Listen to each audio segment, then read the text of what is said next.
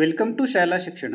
ಸ್ನೇಹಿತರೆ, ಈ ವಿಡಿಯೋದಲ್ಲಿ ಸರ್ಕಾರಿ ಶಾಲೆಗಳಿಗೆ ಉಚಿತ ವಿದ್ಯುತ್ ಸೌಲಭ್ಯವನ್ನು ಪಡೆಯೋದಕ್ಕೆ ಆನ್ಲೈನಲ್ಲಿ ಹೇಗೆ ಅರ್ಜಿಯನ್ನು ಸಲ್ಲಿಸುವುದು ಎನ್ನುವುದನ್ನು ನೋಡೋಣ. ಸ್ನೇಹಿತರೆ, ರಾಜ್ಯದ ಎಲ್ಲ ಸರ್ಕಾರಿ ಪ್ರಾಥಮಿಕ ಹಾಗೂ ಪ್ರೌಢಶಾಲೆಗಳಿಗೆ ಸರ್ಕಾರವು ಉಚಿತವಾಗಿ ವಿದ್ಯುತ್ ಸೌಲಭ್ಯವನ್ನು ಒದಗಿಸಿಕೊಡ್ತಾ ಇದೆ.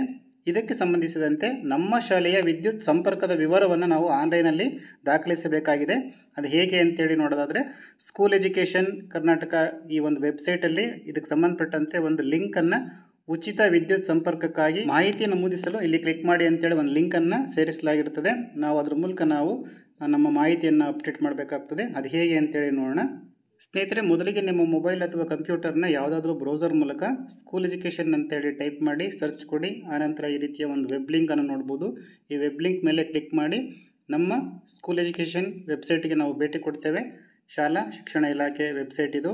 ಇದರಲ್ಲಿ ನಾವು ನೋಡ್ಬೋದು. ಓಕೆ, ಹಾಗೆ ಸ್ಕ್ರಾಲ್ ಮಾಡಿ ನೋಡಿ, ಇಲ್ಲಿ ಉಚಿತ ವಿದ್ಯುತ್ ಸೌಲಭ್ಯಕ್ಕಾಗಿ ಇಲ್ಲಿ ಕ್ಲಿಕ್ ಮಾಡಿ ಅಂತೇಳಿ ಒಂದು ಆಪ್ಷನನ್ನು ಎನೇಬಲ್ ಮಾಡಲಾಗ್ತದೆ. ಸದ್ಯದಲ್ಲಿ ಇದು ಕಾಣಿಸ್ತಾ ಇಲ್ಲದೆ ಇರ್ಬೋದು. ಓಕೆ, ಇದನ್ನು ಸದ್ಯದಲ್ಲೇ ಎನೇಬಲ್ ಮಾಡಲಾಗ್ತದೆ. ಸದ್ಯದಲ್ಲಿ ಈ ಒಂದು ಆಪ್ಷನ್ ನಿಮ್ಮಲ್ಲಿ ಸಿಗದೆ ಹೋದರೆ ನಾವು ನೇರವಾಗಿ ವೆಬ್ಸೈಟಿಗೆ ಭೇಟಿ ಕೊಡ್ಬೋದು. ಆ ವೆಬ್ ಲಿಂಕ್ ಈ ರೀತಿ ಇದೆ. ನಾವು ನೇರವಾಗಿ ಯಾವುದಾದ್ರೂ ಬ್ರೌಸರ್ ಮೂಲಕ ಈ ವೆಬ್ ಲಿಂಕನ್ನು ಟೈಪ್ ಮಾಡಿ ಸರ್ಚ್ ಮಾಡ್ಬೋದು. ಓಕೆ, https://sevasinduservice.karnataka.gov.in/direct-apply.to?service-id =2241 ಅಂತೇಳಿ ಈ ಒಂದು ಅಕ್ಷರಗಳನ್ನು ಟೈಪ್ ಮಾಡಿ ನಾವು ನೇರವಾಗಿ ಆ ಒಂದು ವೆಬ್ ಪೇಜ್ಗೆ ಭೇಟಿ ಕೊಡ್ಬೋದು. ಓಕೆ ಸ್ನೇಹಿತರೆ, ಅದೇ ರೀತಿ ಟೈಪ್ ಮಾಡಿ ಇಲ್ಲಿ ಸರ್ಚ್ ಕೊಡಿ. ಸ್ನೇಹಿತರೆ, ಕೆಲವೊಮ್ಮೆ ಈ ರೀತಿ ಪೇಜ್ ಬರ್ಬೋದು. ಓಕೆ, ತೊಂದರೆ ಇಲ್ಲ. ನೀವು ಈ ಒಂದು ವೆಬ್ ಲಿಂಕನ್ನು ಯಾವ ರೀತಿ ಇದೆಯೋ ಅದೇ ರೀತಿ ನೀವು ಟೈಪ್ ಮಾಡಿ ಸರ್ಚ್ ಕೊಡಿ. ಆನಂತರ ಪುನಃ ಓಪನ್ ಆಗ್ತದೆ. ಓಕೆ, ನಿಮಗೇನಾದರೂ ಆ ಒಂದು ಲಿಂಕ್ ಬರಲಿಲ್ಲ ಅಂದರೆ ಒಮ್ಮೆ ನೀವು ಕಾಪಿ ಮಾಡಿಕೊಂಡು ಆನಂತರ ಪೇಸ್ಟ್ ಮಾಡಿಕೊಂಡ್ರೆ ಪುನಃ ಟೈಪ್ ಮಾಡೋದು ತಪ್ಪುತ್ತೆ. ಓಕೆ, ಈ ವೆಬ್ ಲಿಂಕ್ ಸರಿಯಾಗಿದೆ. ಓಕೆ, ಇದೇ ರೀತಿ ನೀವು ಟೈಪ್ ಮಾಡಿ ಸರ್ಚ್ ಕೊಡಿ. ಆನಂತರ ಈ ಒಂದು ಪೇಜ್ ಓಪನ್ ಆಗ್ತದೆ. ಈ ರೀತಿಯ ಒಂದು ಪೇಜ್ ಓಪನ್ ಆಗ್ತದೆ. ಓಕೆ, ಸರಿಯಾದ ಲಿಂಕನ್ನು ನೋಡಿಕೊಂಡು ನೀವು ಓಪನ್ ಮಾಡ್ಕೊಳ್ಳಿ.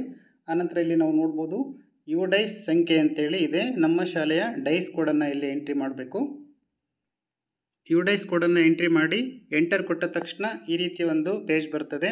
ವ್ಯಾಲಿಡೇಟ್ OTP ಅಂತೇಳಿ ಇಲ್ಲಿ ಮೊಬೈಲ್ ನಂಬರ್ ಕೂಡ ಡಿಸ್ಪ್ಲೇ ಆಗಿರ್ತದೆ. ಈ ಮೊಬೈಲ್ ನಂಬರ್ಗೆ OTPಯನ್ನು ಕಳಿಸಲಾಗ್ತದೆ. OTPಯ ವ್ಯಾಲಿಡಿಟಿ 15 ನಿಮಿಷ ಇರ್ತದೆ. ಆ OTPಯನ್ನು ಎಂಟ್ರಿ ಮಾಡಿ ವ್ಯಾಲಿಡೇಟ್ ಅಂತಿದೆಯಲ್ಲ ಈ ಒಂದು ಆಪ್ಷನನ್ನು ಕ್ಲಿಕ್ ಮಾಡಿ ನಾವಿಲ್ಲಿ ನೋಡ್ಬೋದು. OTP ವ್ಯಾಲಿಡೇಟ್ ಆಗ್ತದೆ. ವೆರಿಫೈಡ್ ಅಂತೇಳಿ ಬರ್ತದೆ. ಓಕೆ ಮೇಲೆ ಕ್ಲಿಕ್ ಮಾಡಿ. ಸ್ನೇಹಿತರೆ, ಡೈಸ್ ಕೋಡನ್ನು ಎಂಟ್ರಿ ಮಾಡಿದ ತಕ್ಷಣವೇ ನಮ್ಮ ಶಾಲೆಯ ಎಲ್ಲ ವಿವರಗಳು ಕೂಡ ಇಲ್ಲಿ ಬರ್ತದೆ. ಯಾವುದನ್ನು ಕೂಡ ಟೈಪ್ ಮಾಡ್ತಕ್ಕಂಥ ಅಗತ್ಯತೆ ಬರೋದಿಲ್ಲ. ಓಕೆ, OTPಯನ್ನು ಪಡ್ಕೊಂಡು OTPಯನ್ನು ಎಂಟರ್ ಮಾಡಿ ವ್ಯಾಲಿಡೇಟ್ ಮಾಡಬೇಕಷ್ಟೇ. ನಂತರ ಎಸ್ಕಾಂ ವಿವರಗಳು ಅಂತಿದೆ. ಇಲ್ಲಿ ಕ್ಲಿಕ್ ಮಾಡಿಕೊಂಡು ನಮ್ಮ ಒಂದು ಯಾವುದು ಬೆಸ್ಕಾಮ್ ಇದೆಯಾ ಯಾವುದು ಅಂತೇಳಿ ಸಂಬಂಧಪಟ್ಟಂತಹ ಆಪ್ಷನನ್ನು ನೀವು ಸೆಲೆಕ್ಟ್ ಮಾಡ್ಕೊಳ್ಳಿ. ಓಕೆ, ನಂತರ ಅಕೌಂಟ್ ನಂಬರ್ ನಮೂದಿಸಿ ಅಂತೇಳಿದೆ. ಇಲ್ಲಿ ನಿಮ್ಮ ಶಾಲೆಯ ID-ಯನ್ನು ಇಲ್ಲಿ ಎಂಟ್ರಿ ಮಾಡಿ. ಓಕೆ, RR ನಂಬರ್ ಅಲ್ಲ, ID ಅಂತೇಳಿ ಇರ್ತದೆ.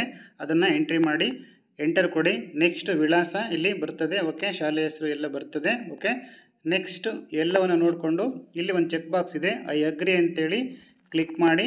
ಆನಂತರ ಇಲ್ಲಿರ್ತಕ್ಕಂಥ ಕ್ಯಾಪ್ಚವನ್ನು ಎಂಟ್ರಿ ಮಾಡಿ ಸಬ್ಮಿಟ್ ಆಪ್ಷನನ್ನು ಕ್ಲಿಕ್ ಮಾಡಿ. ನಾವಿಲ್ಲಿ ನೋಡ್ಬೋದು ಪ್ರೊಸೆಸಿಂಗ್ ಆಗ್ತದೆ. ಓಕೆ ಸ್ನೇಹಿತರೆ, ನಂತರ ಈ ರೀತಿಯ ಒಂದು ಪೇಜನ್ನು ನೋಡ್ಬೋದು. ಇದು ಪ್ರಿವ್ಯೂ ಇದು. ಓಕೆ, ನಿಮ್ಮ ಈ ಶಾಲೆಯ ಎಲ್ಲ ಮಾಹಿತಿ ಇಲ್ಲಿ ಬಂದಿರ್ತದೆ. ನಾವೇನು ಎಂಟ್ರಿ ಮಾಡಿದ್ವು ಅದೆಲ್ಲ ಮಾಹಿತಿ ಇಲ್ಲಿ ಬಂದಿರ್ತದೆ. ಒಮ್ಮೆ ಚೆಕ್ ಮಾಡ್ಕೊಳ್ಳಿ. ಆನಂತರ ಸಬ್ಮಿಟ್ ಅಂತಿದೆಯಲ್ಲ ಈ ಒಂದು ಆಪ್ಷನನ್ನು ಕ್ಲಿಕ್ ಮಾಡಿ. ಏನಾದರೂ ಎಡಿಟ್ ಮಾಡೋದಿದ್ರೆ ಇಲ್ಲಿ ಎಡಿಟ್ ಆಪ್ಷನ್ ಕ್ಲಿಕ್ ಮಾಡಿಕೊಂಡು ಎಡಿಟ್ ಮಾಡ್ಬೋದು. ಓಕೆ, ಎಲ್ಲ ಸರಿಯಾಗಿದ್ದಲ್ಲಿ ನೀವು ಸಬ್ಮಿಟ್ ಅಂತೇಳಿ ಕ್ಲಿಕ್ ಮಾಡಿ. ನಂತರ ಅಕ್ನಾಲಜ್ಮೆಂಟ್ ಡಿಸ್ಪ್ಲೇ ಆಗ್ತದೆ. ಓಕೆ, ಸ್ವೀಕೃತಿಯನ್ನು ನಾವಿಲ್ಲಿ ನೋಡ್ಬೋದು. ಪ್ರತಿಯೊಂದು ಮಾಹಿತಿ ಇದರಲ್ಲಿ ಇದೆ. ಓಕೆ, ಇದನ್ನು ನಾವು ಪ್ರಿಂಟ್ ಪಡೀಲಿಕ್ಕೆ ಎಕ್ಸ್ಪೋರ್ಟ್ ಟು PDF ಅಂತಿದೆಯಲ್ಲ ಈ ಒಂದು ಆಪ್ಷನ್ ಕ್ಲಿಕ್ ಮಾಡಿದರೆ ಇದು PDF ಆಗಿ ಕನ್ವರ್ಟ್ ಆಗ್ತದೆ. ಇದನ್ನು ನಾವು ಶಾಲೆಯಲ್ಲಿ ಸೇವ್ ಮಾಡಿ ಇಟ್ಕೊಳ್ಳಲಿಕ್ಕೆ ಯೂಸ್ ಆಗ್ತದೆ. ಓಕೆ ನೋಡಿ, PDF ಜನರೇಟ್ ಆಯಿತು. ಇದು ಡೌನ್ಲೋಡ್ ಆಗಿರ್ತದೆ. ಓಕೆ, ಈ ರೀತಿ ನಾವು ಉಚಿತ ವಿದ್ಯುತ್ ಸೌಲಭ್ಯಕ್ಕೋಸ್ಕರ ಆನ್ಲೈನಲ್ಲಿ ಈ ರೀತಿ ನಮ್ಮ ಶಾಲೆ ವಿವರಗಳನ್ನು ಸಲ್ಲಿಸಬೇಕಾಗ್ತದೆ. ಸ್ನೇಹಿತರೆ, ಕಸ್ಟಮರ್ ID-ಯನ್ನು ಎಂಟ್ರಿ ಮಾಡಿ ಎಂಟರ್ ಕೊಟ್ಟ ತಕ್ಷಣ ಹೆಡ್ ಮಾಸ್ಟರ್ ಅಂತೇಳಿ ನೇಮಲ್ಲಿ ಬರ್ತದೆ. ಹಾಗೆಯೇ ವಿಳಾಸದಲ್ಲಿ ಕೆಲವೊಮ್ಮೆ ಖಾಲಿ ಬರ್ಬೋದು. ಹೀಗೆ ಬಂದಾಗ ನಾವು ಫೈನಲ್ ಸಬ್ಮಿಟ್ ಕೊಡಲಿಕ್ಕೆ ಬರ್ತಾ ಇಲ್ಲ ಸದ್ಯಕ್ಕೆ. ಕೆಲವೊಂದು ಐ ಡಿಗಳನ್ನು ಎಂಟ್ರಿ ಮಾಡಿದ ತಕ್ಷಣ ಬರೀ ನೇಮ್ ಅಷ್ಟೇ ಬರ್ತದೆ, ಅಡ್ರೆಸ್ ಬರ್ತಾ ಇಲ್ಲ. ಕೆಲವೊಂದು ಐ ಡಿಗಳಲ್ಲಿ ನೇಮ್ ಮತ್ತು ಅಡ್ರೆಸ್ ಫುಲ್ ಬರ್ತದೆ, ಎರಡೂ ಕೂಡ ಬರಬೇಕು, ಅಡ್ರೆಸ್ಸು ಬರಬೇಕು. ನಾವು ಮ್ಯಾನ್ಯಲ್ಲಾಗಿ ಎಂಟ್ರಿ ಮಾಡಲಿಕ್ಕೆ ಬರೋದಿಲ್ಲ. ಆಗ ನಾವು ಬೆಸ್ಕಾಂ ಕಚೇರಿಗೆ ತೆರಳಿ ನಮ್ಮ ವಿಳಾಸ ಅದರಲ್ಲಿ ಬರ್ತಾ ಇಲ್ಲ ಅಂಥೇಳಿ ವಿಳಾಸವನ್ನು ಅಪ್ಡೇಟ್ ಮಾಡಿಸ್ಬೇಕಾಗ್ಬೋದು. ಓಕೆ, ಇನ್ನು ಹೆಚ್ಚಿನ ಮಾಹಿತಿಯನ್ನು ಮುಂದಿನ ವಿಡಿಯೋಗಳಲ್ಲಿ ನೋಡೋಣ. Thank you.